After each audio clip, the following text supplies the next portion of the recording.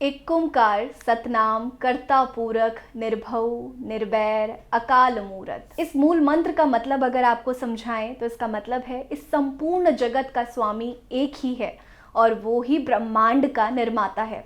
उसका नाम सत्य है। वो भय से रहित है और किसी के प्रति बैर भाव नहीं रखता है।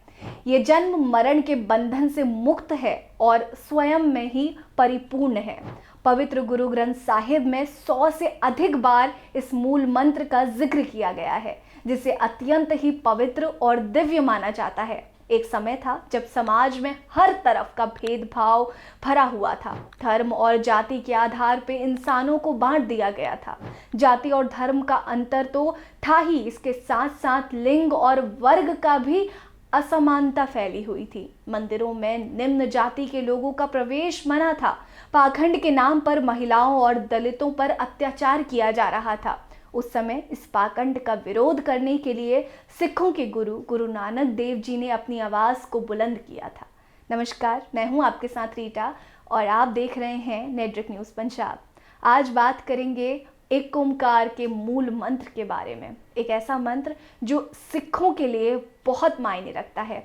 उस मंत्र के आज आपको अहमता के बारे में बताएंगे। उस मंत्र के आज आपको मूलता के बारे में बताएंगे। ऐसे भेद और भय युक्त माहौल में गुरु नानक देव जी का जन्म हुआ और इस जन्म ने अंधेरे में प्रकाश का काम किया था। गुरु नानक देव जी सिखों के प्रथम गुरु थे। उन्होंने समाज में फैली बुराइयों का कड़ा विरोध किया था। उनका मानना था कि एक पिता एकस के हम बारिक, जिसका मतलब है ईश्वर सभी का है, अलग अलग नहीं है, बल्कि एक ही है जिसकी हम सभी संतानें हैं। इस एक ओंकार शब्द की उत्पत्ति गुरु नानक देव जी ने गुरुमुखी लिपि में की थी, जिसके बाद से ये शब्द सिखों का मूल प्रतीक भी बन गया। उन्होंने ओम शब्द के आगे एक और बाद में कार लगाकर एक ओंकार शब्द बनाया। ये ओंकार शब्द सिखों के हर मंत्र का पहला शब्द है। इसका अर्थ है ईश्वर एक है और वही सृष्टि का कर्ता है। हर एक जीव जंतु में उसी ईश्वरीय शक्ति के कण बसते हैं। इस जादुई शब्द से उन्होंने सभी जाति, धर्म, वर्ण, लिंग और श्रेणी के लोगों को ईश्वर के ही बंदे बताकर एक जैसा बनाने की कोशिश की थी। उनका मानना था कि ना कोई पराया है, ना कोई दुश्मन।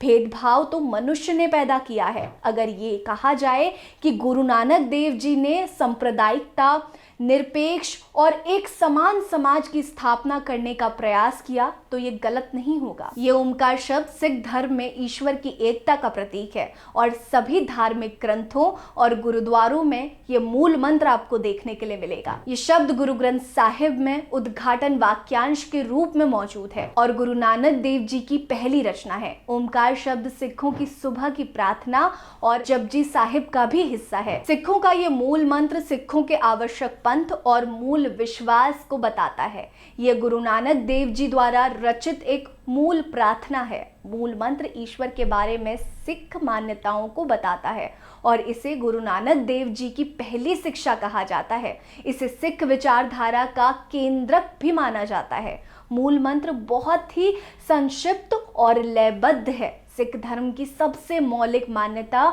मूल मंत्र के पहले 3 शब्दों में व्यक्त की गई है, जिसका अर्थ है कि इस संपूर्ण जगत का स्वामी एक ही है और वो ब्रह्मांड का निर्माता भी है।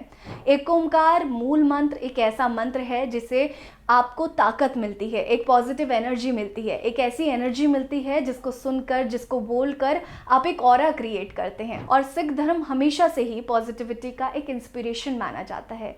आपको वीडियो कैसा लगा हमें ज़रूर बताइएगा। बने रहिए हमारे साथ। नमस्कार।